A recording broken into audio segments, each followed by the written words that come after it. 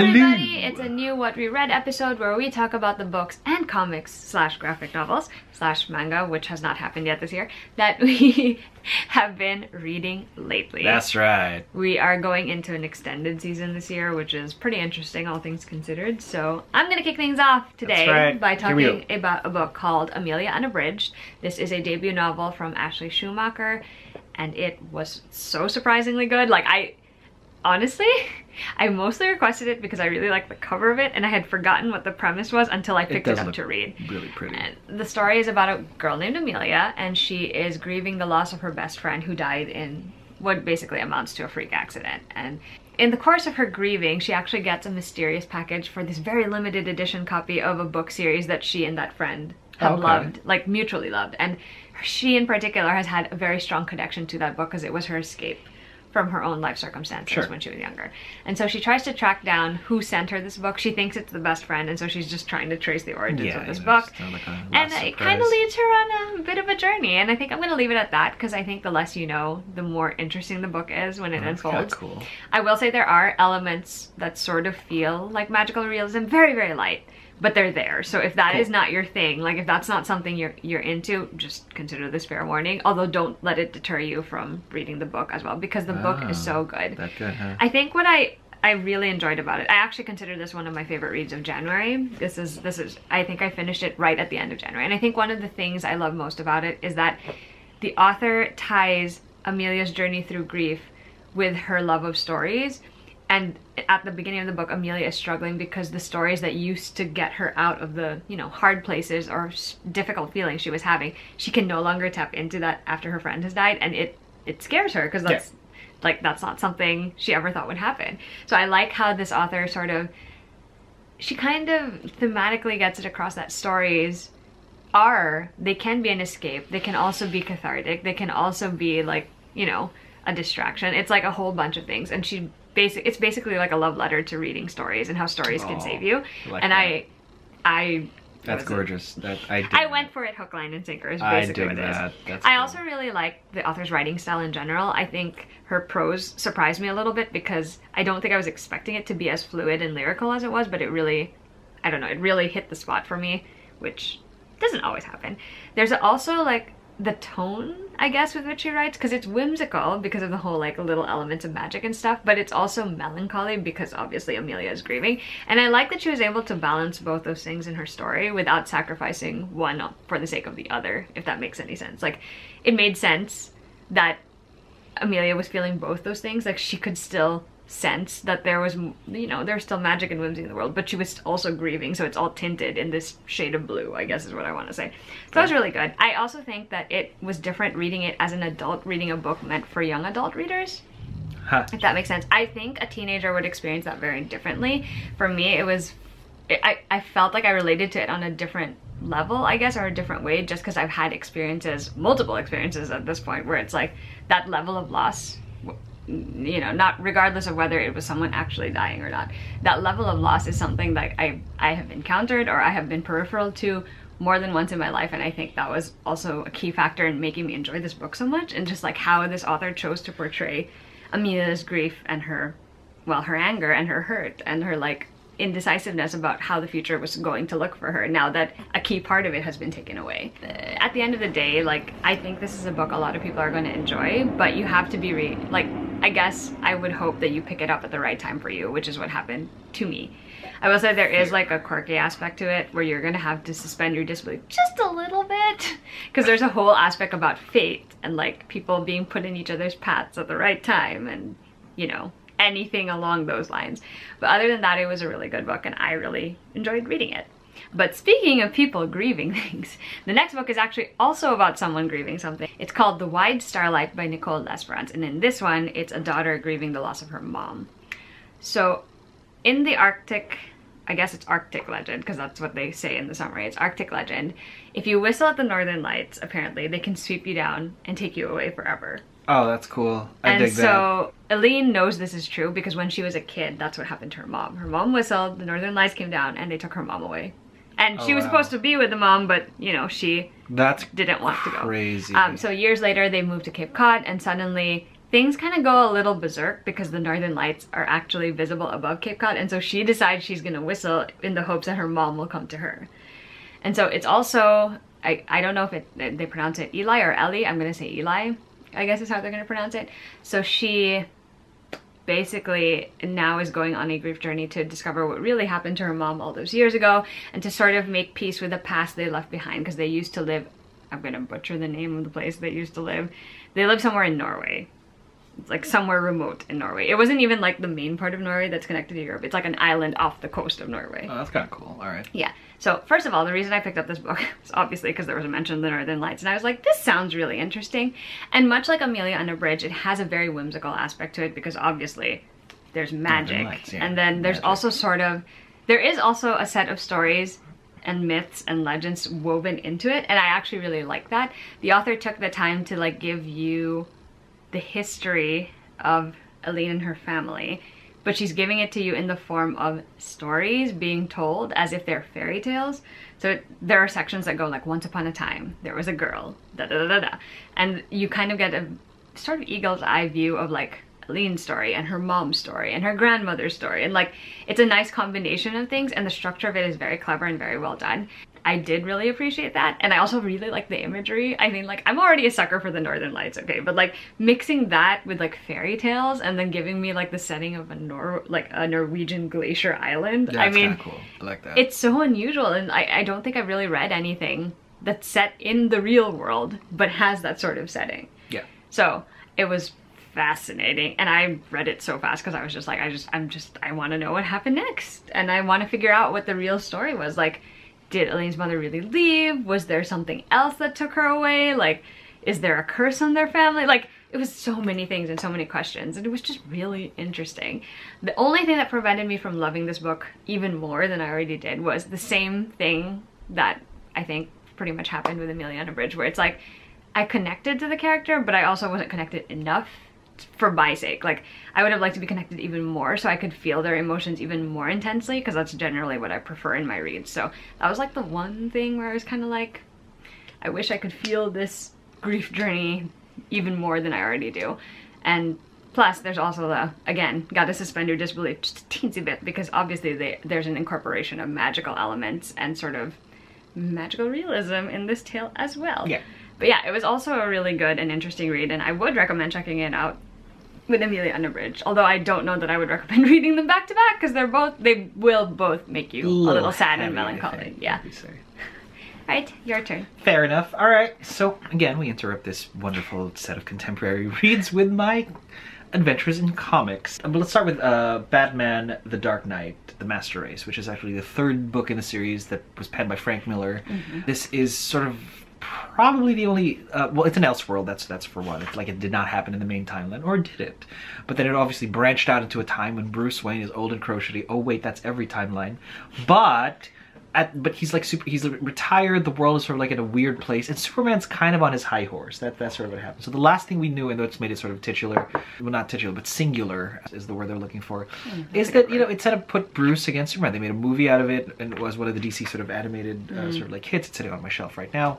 It was basically old Bruce versus sort of like Clark, who sort of dated Diana and married her maybe sort of a little far into the future. I mean, Lois is, I think, dead at this point in time. Everyone's either dead or whatever. And this actually featured the first sort of like female Elseworld Robin, in the form of Carrie Kelly, who sort of like calls Bruce out and they're like, I think you're bad, and you know, the kind of thing. So as a third book in the installment, and I guess the end of the saga, there was almost really nowhere to go if not to just go really, really big. So it's not Bruce versus Superman anymore. It's you know, everybody thinks Batman's dead, and Carrie Kelly has sort of taken on the mantle of Batman, which I dig so much, right? But then who's the big bad? Well, let's just say that Bruce and Diana have a daughter and a baby son. Okay. And the daughter is like, I'm not buying this Amazon lifestyle. She's not. And then things happen because Kandor, the little bottle that, you know, the little city, not little city, but the city in the bottle, sitting in Superman's, like, Fortress of Solitude, I want to say, where a bunch of Kryptonians are, like, shrunk tiny. Something happens to those guys, and we know that those people aren't, you know, full of just good eggs, right? So it's a combination of you've got a wayward half Amazonian, half Kryptonian child with a chip on her shoulder. I think Clark, in penance for his actions, has like secluded himself and is nowhere to be seen. So why is that always his response? Clark, what are we gonna do? And then you've got, like, you know, the bad eggs from the bottle of this bottled city of Candor going, we're gonna, like, get out of this bottle and wreck stuff. And then you have what is aptly titled The Master Race. So pleasant luck with that. It was a... pleasant luck. It just, where else do you go, right? I think Frank Miller's first run was such a good run. This was just, well, that's what you get if you want to ask what happens next. Because where else can you go? Fair. Which is a problem, really. With that. That's why trilogies of any kind, even a duology, is they're rare to have them really go to a good place. Because many times the first installment is enough. Like, that's all you need. Yeah. So I'm not saying this was bad. I'm just saying, well, that's what you get. So moving on to other Elseworlds, Titans Earth 1. So again, this is part of the Earth 1 series. A couple of What We Reads ago, I talked about Batman's sort of like Earth 1 bit, where it was sort of like Batman Year 1. This is Teen Titans Year 1. One of the notable differences that I absolutely love is Raven is of Native American heritage in this one, which makes more sense that she's called Raven, right? Yeah. And it fits. But it seems like, you know, all of these, you know, kids, you've got Victor Stone, football player, you know, Coriander is trapped somewhere as a you know, by the government or what have you, and then everybody just starts to develop powers, and that's a fresh take on the Titans. Without the Titans branding, it would have stood alone as a good sort of coming of age. Our parents are all terrible people that meant well, and now here we all are, and we have to reap the benefits of the consequences of their actions. It was cool. It was like the Breakfast Club on crack meets the X-Men. So very few complaints, but it's not going to be on my reread pile either. But if you want and again, I'm all for Native American Raven. Like, I think it would have, like, rather than sort of like the little pale goth girl that has like demon daddy issues, as opposed to I'm having visions because I'm tied to the sort of like the nexus of power of my people. Okay. Yeah, give me some of that. Anyway, lastly, but certainly not leastly, that's a word now, Toph Beifong's Metalbending Academy. Aw, Toph. That is correct. So we've got Toph bored out of her skull playing headmistress to a bunch of earthbenders, and she's like, I just want to, like, change my, like, I can't do this anymore. And she's so bored with everything until one day Sokka and Sugi show up. I think it's just the two of them. Which in my head I'm like, my fan theories are going crazy if y'all was this close. And so those were my fan theories. And for those of you who don't know, and I will take a little bit of time for this, there is a huge Avatar The Last Airbender fan theory right now that in the future, during the Legend of Korra's time, Toph has two daughters. Lin Beifong, who is chief of police, presumably from some unknown husband that we know. And then there's Lin Beifong. Cut above, you know, it's sort of like different from the sister, kind of lackadaisical, kind of, you know, funny in her youth, and is kind of sarcastic, whatever, but very, very, very intelligent, and goes off to make her own metal-bending utopia, because she's so brainy that way, and she married another brain, and they made little brainy, artsy children. People are thinking that Su Beifong is actually Toph and Sokka's love child. From a time when Tsuki had died and that Sokka had sought refuge in Toph's arms. I mean, even that we can full stop right there. So you're like, because Toph is like all tough until that one moment where if you flashback, I forget which episode this was in. It was in book two Earth. Yeah, it's definitely in book 2. And Toph's in the water, and water's the worst thing because she can't sense anything. She's terrible. She's drowning. And then somebody saves her, and it's Suki. And she's like, "Oh, Sokka, you saved me!" And then she plants a kiss on his cheek. And then Suki goes, "Actually, it's Suki." And Toph's like, "Yeah, you can let me drown now." So that's the golden connection. It's like if Toph is soft on Sokka, and it was just them at that moment, then we have like. So the fact that we've got these two coming to Toph going, hey, we were in the area, we're going to a concert because, you know, like, what's her face? Suki loves, like, this band. You should come with. And Toph's like, she actually says yes. She says yes to third wheel this couple. Why? The shipper in me is going because she's soft on Sokka. But contextually, it just says she's bored. So if you want to see that, if you're on that ship, read it.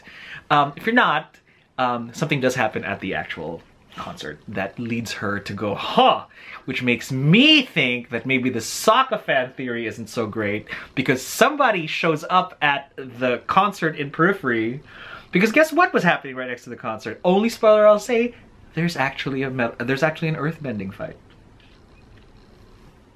And you know, Toph was the blind bender, and she was a, you know, like a giant name in the underworld sort of arena, and sort of it makes her go, I miss doing this, I want to do, and then there's somebody there changing my theories, or at least putting my perceived ship in question, and I don't mind it at all. So do read it, and thank you for coming to my TED Talk.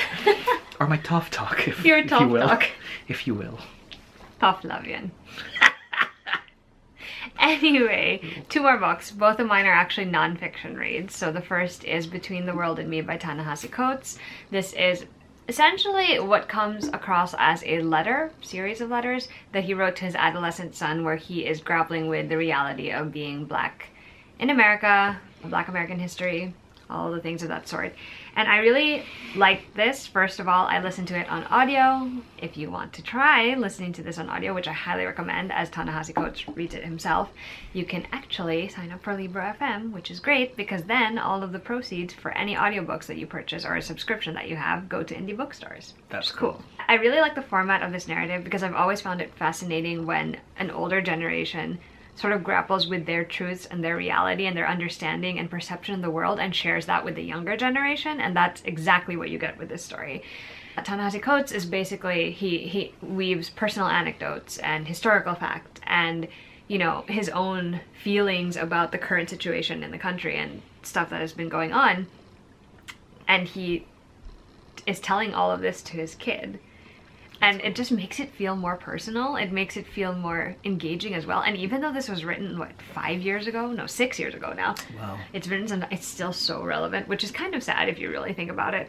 I like that it's not meant to be a guide. It's not meant to give you answers to anything. It's not meant to be like, this is the solution or the end all be all. It's just a genuine, like, what is the situation? What is my response to it? What can I do? What can we do? Like, why are things like this? As an adult, I've grown fond of, you know, conversations like that, where you're really trying to puzzle out, like, the world around you and your place in it and how you can stand, especially when there's so much already against you, even before you've tried. So it was really heartbreaking at times, but it was also really, like, hopeful also. Like, it's like a weird juxtaposition of things, but I guess that's just the way emotions are in general. Yeah. I would highly recommend checking it out. It's really not that long, but I do think like you'll walk away from it feeling like very impacted. You'll also start thinking about these sorts of things, not just for yourself, but for the people around you. And I think that's generally a very important thing. The same thing will also happen if you pick up the next book, which is Hood Feminism. The full title of that one is actually Hood Feminism, Notes from the Women That a Movement Forgot, and it's by Mickey Kendall. I also listened to this one on audio. It was also narrated by the author. And I must say, it's so good. Like, I always get nervous when I read nonfiction because I'm afraid that my brain isn't gonna latch on to, like, you know, facts and figures. Like, I like learning things, but I also like learning in specific ways. And I wasn't sure that nonfiction was for me because, in general, the only nonfiction I really read prior to the recent years, I guess, is just like memoirs, or if not memoirs, it's like self-help books. Yeah. So this is like the first time where I'm reading stuff where it's about topics that I'm interested in or things I want to learn about.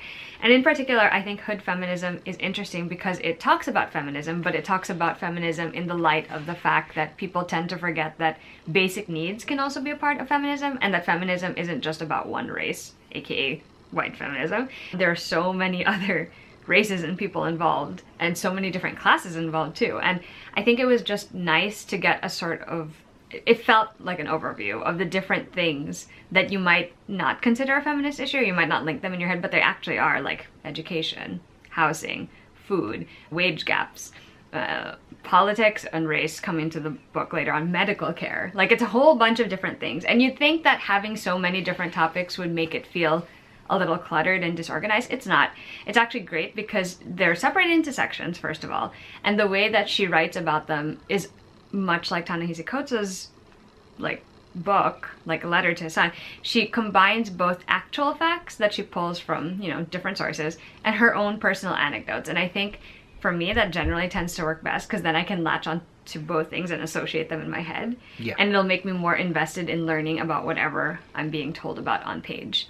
This book is informative, it's educational, but it's also challenging in that it presents perspectives that you might have brushed aside or you might not have thought of yourself. And it forces you to sort of reevaluate, like, is that how I've been thinking this entire time? Because you're conditioned to think that way this entire time. No, that's good. Yeah, it's a good question. It's, I don't know, like for me, it makes it hard sometimes because obviously you don't want to think that you're thinking in a specific way that isn't actually a nice or, you know, respectful way.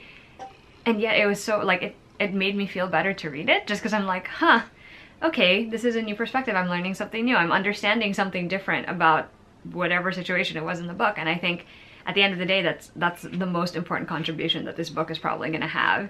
It will really be eye-opening to anyone who wants to pick it up. And I think, like, I'd recommend checking it out. Take your time with it. Maybe, like, really take a minute to, like, understand what she's trying to say in the book. And I don't know, it was just like something where I'm like, I'm still thinking about some of the things in that book now, and I think that's a really strong endorsement for what this book has to offer and why it's so important that people pick it up and, you know, read it for themselves. This actually only came out in 2020, which like blows my mind. That's awesome. Because that's why it feels extra relevant, because like it's so recent, it's so good. I don't know, I just think that Mickey Kendall did a great job combining all of these things into a book that is a great starting point to have a conversation with yourself and with other people, and I think you should check it out. Awesome. Alright, and that is the last book we're going to talk about for this What We Read video. We hope you enjoyed it. If you liked any of the books or have read any of them, feel free to leave a comment. And you can find all of our other social media information down below. We hope you can check us out on the other platforms. I tend to be more, I think personally, I'm usually more active on Instagram. Like, you'll usually find me on there. So if you wanted to chat with me, that's probably the best place. And then if you want to see what we're currently reading, obviously Goodreads. Also linked down there. Anyway, we'll see you guys with a new video soon. Bye!